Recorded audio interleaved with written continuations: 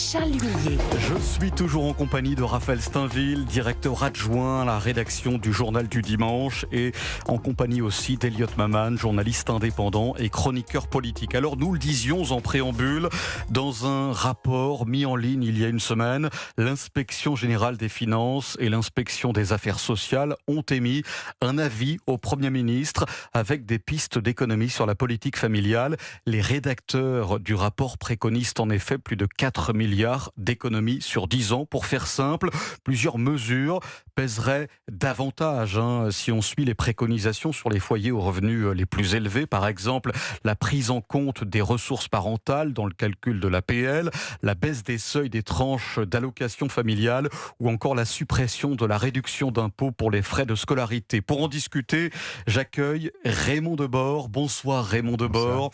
Vous êtes sociologue de la famille, auteur de Vers un monde sans enfants, point d'interrogation, paru donc aux éditions Critiques. Voilà, alors je le disais, je vais vous citer d'abord Raymond Debord. Vous évoquez, je cite, un jeu de massacre des politiques familiales. Pourquoi vous dites ça, Raymond Debord ? Parce que les politiques familiales sont déjà en grande difficulté. Et ce qui a été, et ça c'est depuis... on va dire depuis le mandat de François Hollande, on va dire depuis 2015, je pense que c'est la date un peu symbolique de tout ça, avec la suppression de l'universalité complète des allocations familiales, on en parlera peut-être. Et ce qui est proposé, c'est un passage en revue en réalité de toutes les dépenses sur quasiment 500 pages, et axé uniquement sur des économies, alors que le problème qui est posé au vu de la crise démographique française, c'est celui d'une relance ambitieuse des politiques familiales. Alors, sans donner les indices, le taux de natalité aujourd'hui en France, c'est-à-dire le rapport entre le nombre de naissances et le nombre d'habitants, il est de 9 pour 1000. C'est le plus bas chiffre dans l'histoire connue. C'est-à-dire qu'il faut remonter en termes d'enfants par femme, voilà, on y voit plus simple. Alors ça fait combien ça ? Ça fait 1,56 selon l'INSEE, 1,53 sur la France métropolitaine. Et bon, pour qu'on puisse comparer, au sortir de la guerre et au début des 30 Glorieuses, on était à bien plus que ça. Au sortir de la Deuxième Guerre mondiale, on était à 3. Et on est resté encore à 3 pendant une dizaine d'années, puis à 2 jusqu'en 1974. Je fais un pas de côté, Raymond Debord, avant de revenir sur le sujet qui nous intéresse, et la politique de la famille. Ça sera très problématique, ça, parce qu'on parlait des retraites il y a quelques minutes. Ça ne va pas arranger la situation. Ce qui est proposé va envoyer, si c'est mis en œuvre, alors ça pose plusieurs problèmes. D'abord, on se demande pourquoi commander un tel rapport à 8 mois de l'élection présidentielle, d'autant plus que les économies préconisées sont sur 10 ans, et ça vient complètement à contre-pied d'une part des déclarations tonitruantes mais peu suivies d'effets d'Emmanuel Macron sur le soi-disant redressement démographique. Le réarmement démographique. Oui, et puis Bruno Retailleau en a parlé également ces derniers mois. Et aussi du rapport parlementaire qui a été remis et qui lui propose récemment, qui propose une révolution des politiques familiales, mais dans l'autre sens, c'est-à-dire dans le sens de l'universalité et de l'investissement. Donc ça laisse perplexe. Alors ce rapport dont on parle, Raymond Debord, très concrètement, vous estimez que ce rapport, avec les 4 milliards d'euros d'économies, c'est ce qu'estime ce rapport, et c'est l'objectif, 4 milliards d'euros d'économies qui pourraient être réalisés sur une décennie. Pourquoi vous considérez, Raymond Debord, que cet objectif est problématique ? Il est problématique parce que il va à contresens des signaux qu'il conviendrait d'envoyer par rapport à la crise démographique. Toujours l'INSEE a prévu une baisse de la population active à l'horizon 2037. Une INSEE qui s'est enfin réveillée, parce qu'elle était dans la négation de tout ça auparavant.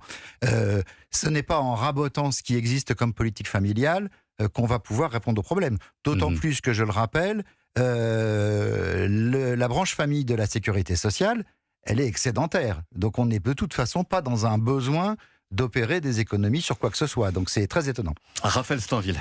Oui, en fait, ce qui est étonnant dans ce rapport, c'est qu'il pose comme objectif justement de répondre à cette crise de la natalité, mais il n'a exclusivement une approche comptable, sans jamais finalement faire la démonstration que les mesures qu'il préconise pour faire des réductions pourraient aboutir à ce que finalement les Français ou les Françaises aient particulièrement envie d'avoir des enfants. Oui, tout à fait. En plus, il procède à des affirmations tout à fait péremptoires sur ce qui incite ou ce qui n'incite pas effectivement à la natalité sans le démontrer. C'est quelque chose qui me paraît d'une logique, à la fois d'une logique comptable et d'une logique néo-malthusienne, c'est-à-dire d'une logique qui admet en réalité, ça admet l'effondrement démographique du pays et avec tous les effets délétères qu'on peut imaginer par ailleurs. Moi, je pense que ça, c'est le problème principal. Mais vous remarquerez que quand le gouvernement, suite aux déclarations d'Emmanuel Macron, avait mis en place le congé postnatal plus long pour les deux parents et mieux rémunéré, dans le même temps, ils avaient fait des économies sur les dépenses de la branche famille de la Sécu, en portant de 14 ans à 18 ans la limite pour avoir une majoration pour les familles. Alors, et ça a touché les pauvres. Raymond Debord, y a-t-il, parce qu'on en parle comme si c'était une évidence depuis le début de cet entretien, y a-t-il une corrélation, vraiment, entre politique familiale et hausse des naissances ? Alors, sur ce sujet, je renverrai aux travaux de Gérard. Qu'est-ce que vous dites, pour faire simple ? Moi, je dis qu'il y a 3 études de Gérard-François Dumont au niveau européen qui font toutes les 3 une corrélation favorable, évidemment, entre l'existence des politiques familiales et puis la hausse de la natalité. Et on a des pays européens qui ont mis en place des politiques familiales très ambitieuses. On voit que ça produit des résultats, même si il faudra des décennies avant que la situation ne soit rétablie. Elliot Maman. Mais donc aujourd'hui, le nerf de la guerre, ce qui fait que les Français font moins d'enfants, c'est leur situation économique. Vous croyez vraiment à ça ? Alors, ce qui vient en premier, c'est-à-dire que quand on demande, et c'est pas la seule raison, de toute façon, comme dans tout ce type de phénomènes sociaux, il y a une multiplicité de facteurs. Mais quand on demande aux gens qu'est-ce qui, pour vous, est un frein à l'engagement d'un projet familial, la question des ressources vient en premier, qui n'est pas d'ailleurs forcément sous le plan des allocations. On pourrait poser la question des salaires d'ailleurs, que le rapport ne pose pas à propos du recrutement des assistantes maternelles. Je ferme la parenthèse.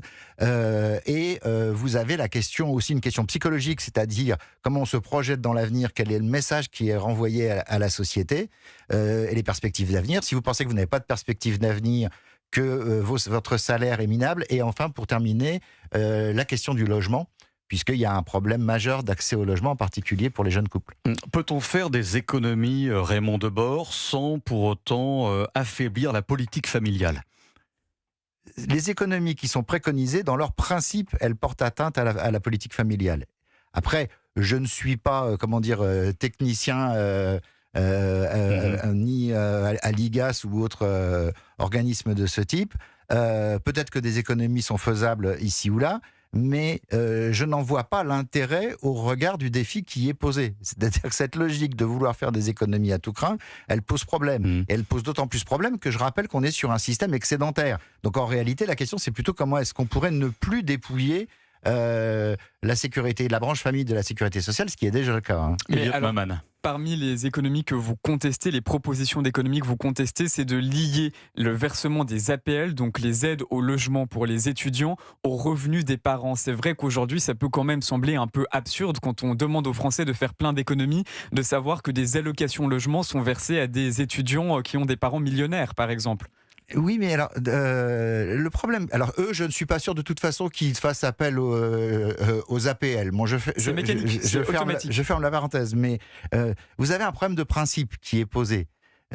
C'est que la vocation des politiques familiales n'est pas d'avoir une mission de redistribution financière. Ça existe à travers les autres politiques sociales.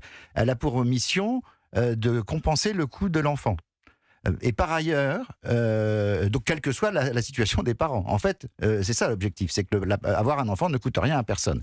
Et ensuite, je rappellerai que les politiques qui dépendent de la branche famille sont liées à des cotisations sociales. C'est une assurance sociale. Donc en réalité, vous vous assurez, vous versez des cotisations. Les cotisations des gens qui gagnent plus sont beaucoup plus élevées que celles des gens qui gagnent moins. Mais ensuite, vous touchez en fonction de vos besoins. Si on appliquait ce style de logique, vous voyez, comptable, par exemple à l'assurance maladie, en disant vous gagnez trop, votre remboursement sera inférieur, ou même à n'importe quelle assurance, y compris de type privée, évidemment, tout le monde comprendrait qu'il y a un problème majeur. Or, c'est ça qui est réaffirmé sans cesse dans ce rapport. Raphaël Steinville. Oui, vous posiez tout à l'heure la question de savoir si l'on pouvait mesurer l'efficacité de ces politiques familiales. Ce qui est certain, c'est que, et ça a été rappelé, en 2015, lorsqu'on a touché à l'universalité de ces prestations familiales, on a eu un décrochage de la natalité. C'est ce moment-là qui est absolument crucial pour comprendre pourquoi aujourd'hui, il y a un décrochage d'année en année, et quelles que soient même les mesures qui sont mises sur la table. Donc je pense que de rétablir l'universalité des prestations familiales, ça a un impact, alors pas forcément au bout d'un an, mais ça a un impact psychologique sur les ménages qui voudraient s'engager dans ces projets de vie. Raymond Debord, parce que c'était une affirmation effectivement de la part de Raphaël Steinville, et merci parce que c'était effectivement important de le dire. Vous évoquez aussi la petite enfance. Vous estimez, Raymond Debord, que le rapport dont on parle depuis le début fait l'impasse sur l'insuffisance des structures d'accueil collectif. Pourquoi, selon vous, c'est un point majeur, ça ?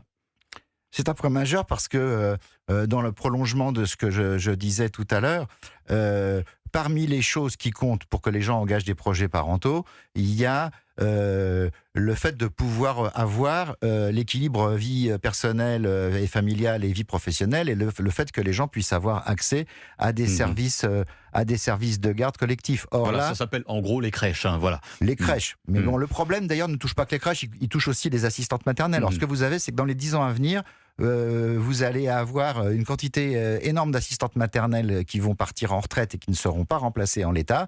Et vous avez aussi, au niveau des crèches, à la fois 16% simplement des objectifs fixés par l'État qui sont, en termes de construction, qui sont réalisés, ce qui est minable, et en même temps un problème de recrutement massif.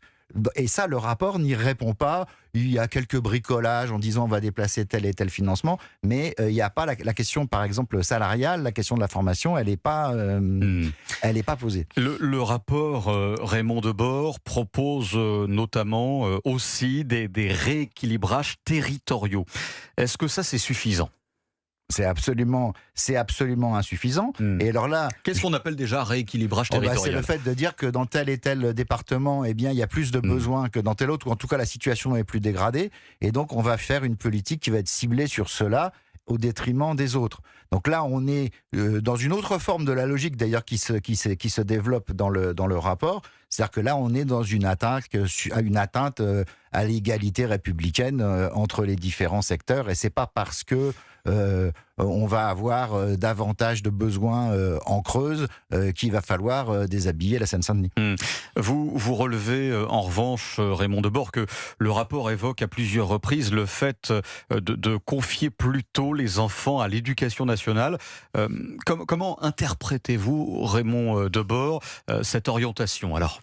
C'est une variante sur le thème, puisque là, il ne s'agit pas de raboter les prestations versées aux citoyens. C'est de dire que pour faire des économies, si on pouvait se débarrasser des enfants qu'on ne peut pas faire garder en crèche, je caricature, mais c'est ça l'idée, par les profs de l'éducation nationale, du coup on ferait des économies terribles, puisque on aurait déjà les bâtiments et le personnel pour faire la garderie. Si vous deviez faire un pari, vous pensez que ce rapport sera entériné ou adopté par le gouvernement, suivi par Sébastien Lecornu, ou glissé sous une pile de dossiers ? Ce qui me fait peur, alors on ne sait pas ce qui va devenir sur l'esprit, puisque comme on l'a déjà noté, y compris dans le mal nommé bloc central, il y a des gens qui sont tout à fait sur une logique antagonique à ça. Mais je pense que ça peut être un moyen de préparer le terrain pour, dès le projet de loi de finances 2027, à la rentrée, et donc avec le Parlement actuel et le gouvernement actuel, commencer à tenter de procéder à un rabotage des prestations.